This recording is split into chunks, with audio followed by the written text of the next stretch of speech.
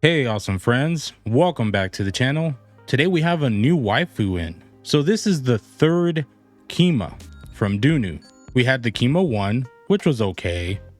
We had the Kima Classic, which I didn't get to try. And now this is the third Kima, the Kima 2. 1, 2, 3.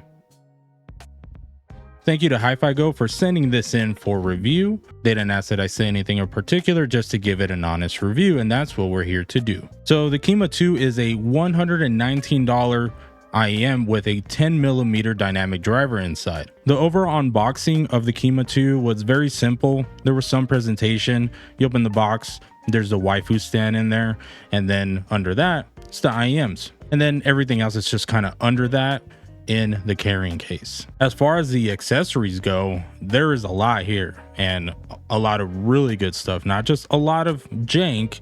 It's good stuff, what you expect from Dunu. Dunu likes to throw a lot of stuff in their sets, but they put in quality. So everything else that you get for this set is actually really good. Overall, you don't need anything else after this. So this is one of those one and done purchases that I really like, where you buy the IEM and everything that you need comes along with it, and even some stuff that you might not know you need, and then you're done. So let me read off the list of the accessories here. You have 4 different sets, full sets of ear tips, and 2 of them are premium sets of ear tips. You get the Dunu candy tips and the Dunu SNS tips, and then you get 2 generic stock tips that are still pretty decent. And then you get a cable with modular plugs. This is the new Q-Link or Q-Lock, Q something cable that Dunu's been using that was in the Titan S2. And you have a 3.5mm plug and a 4.4mm plug. The cable itself is really nice, good quality, good build, easy to live with. And then the plugs, you can swap them out, but they have a little screw-on cap.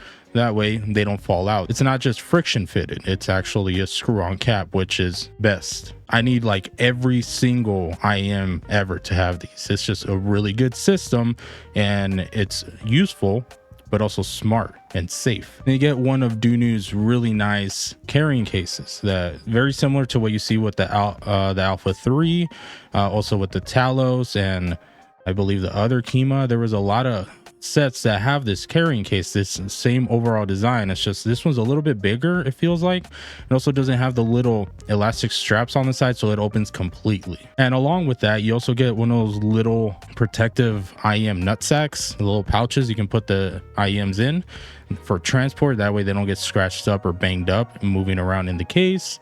Or if you want to put them, like, not use the case and just carry them with you, you still have something you can put them in for some protection. And you also get a cable clip and a cleaning brush. Overall, the build on the IEMs themselves is outstanding. They're a solid metal piece and they look good. It's a matte finish on the metal, so it's not as prone for fingertips. They stay pretty clean. For overall, very simple, elegant design. I personally prefer flasher stuff, but these are nice. I can live with these. It looks like they're going to last a long time. All right, so let's go ahead and get into some graph sniffing. Here is your graph, or maybe it's over here. I'll put it over here. Here is your graph. Go ahead and sniff, and let's go over the sound impressions for the set. So the outstanding part of this set is its mid-range. The mid-range is very full and smooth. It has some lushness to it. Vocals on the set were a pleasant treat. It was very unexpected how good vocals were on this set. It was just a warm, smooth listen. While the mid-range is the highlight, there were some drawbacks for me on this set, but I think overall the set's still going to be very pleasing set to most people out there. Bass is front-ended, and what I mean by that, you mostly get the mid-bass, more of the punch, that impact, and it starts rolling off a bit, so you get less of that rumble in the sub-bass, which is something that I prefer when there's more rumble over the punch. I didn't like that much for most of my library, but it actually played like half of my library pretty well, depending on the type of music that I was listening to, because I listened to a lot of K-pop and also rap and hip-hop. There was a lot of stuff with a lot of good vocals that really shine on this set. They're just really nice.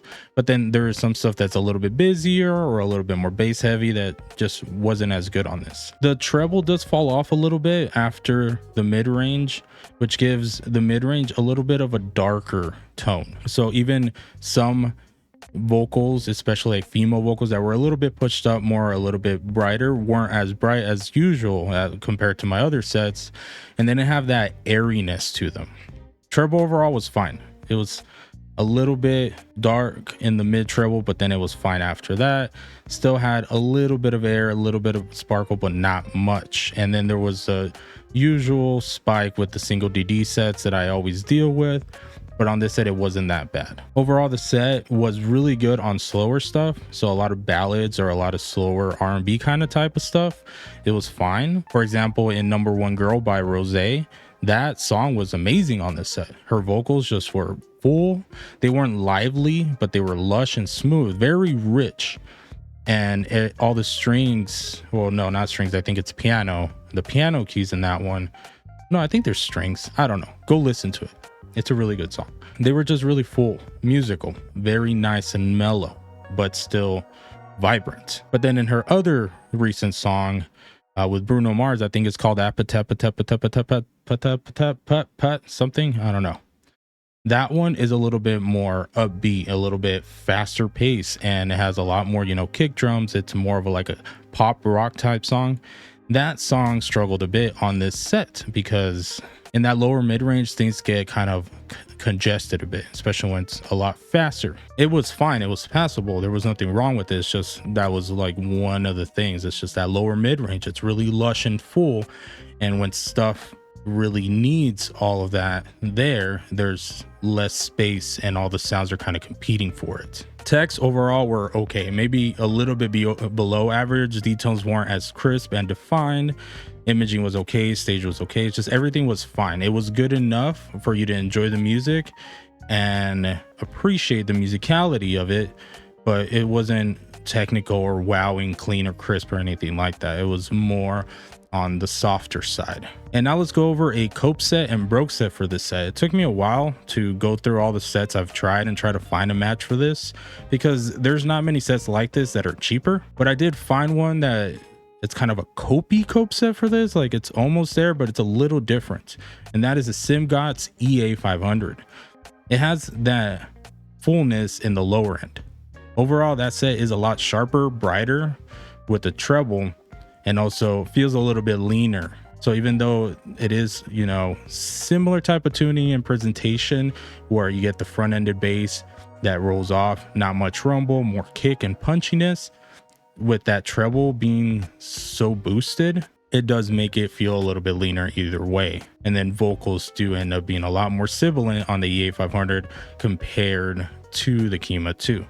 But it was the closest I could think of. As for a broke set, if you want to go broke over the sound and go for an upgrade, that's an easy one. Tense Jimmy Origin. Yeah, the Tense Jimmy is a great set. It's gonna take the Kima 2 and just elevate the experience overall. It just a little bit cleaner, a little bit crisper, more refined treble with a little bit more of it filling in instead of it feeling as dark. So vocals do get some of that airiness, some of that brightness, a little bit more lively without it being harsh. And you still keep that lower end fullness. So Origin is just a little bit more technical upgrade. Well, that's it. Kima 2 review. My rec rating is a 2. It's a solid, well-built set. You get a lot of good accessories. You don't need anything else after you buy this. Technicalities are a little bit on the lower end, maybe below average. It feels like it's a little bit difficult to find stuff that's tuned like this on the lower price ranges. So anything like under maybe 200 bucks, I haven't come across many sets that are tuned like this. So it's nice for it to be unique. I definitely like it more than the original Kima. Original Kima was kind of meh, and I didn't get to try the classic. But out of the 3 Kimas, the 2 is probably the best one, which is kind of weird, you know? So 1, 2, 3 Kimas, and this is the 3rd Kima, but the 3rd Kima is the Kima 2. Is there going to be a Kima 2 Classic or something? I'm not sure. But good set. Kind of wish I was able to get the green one. It looked really beautiful in pictures, but I think that was limited and gone. Go ahead and check it out. I'll leave a link in the description for you guys. If you guys happen to use the affiliate link, that'll get Sunny some treats for you guys, from you guys. And now that I said treats, I have to give him one. You want treats? Oh, never mind. He's asleep. Like he's dead asleep. Lazy cat. Thank you for tuning in. Please consider liking and subscribing. And until next time, you stay awesome, friends. Bye.